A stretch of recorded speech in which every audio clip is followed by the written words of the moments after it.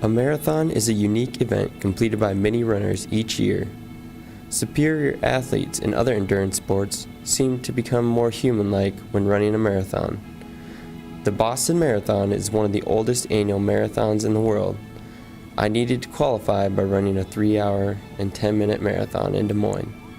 So I started my training when I returned to Iowa State in August by, you guessed it, running, and running, and running some more, and for a change of pace, running faster.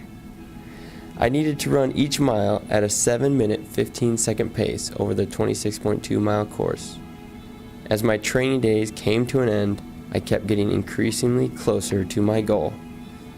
Throughout the training, I had kept the Des Moines Marathon in my mind because I would need it to punch my ticket to Boston. Finally, race day in Des Moines had arrived and I was all smiles. I started my usual warm-up and stretching. My tensions rose as the race drew near. Time to get one last pre-jog in before lining up. The runners were buzzing with anticipation, and then the gun went off.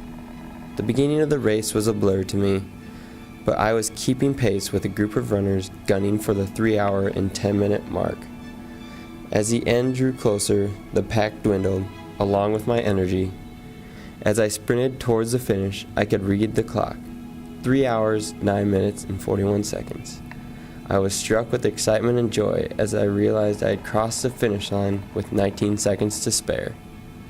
Exhausted and slightly confused, I still had enough energy to celebrate.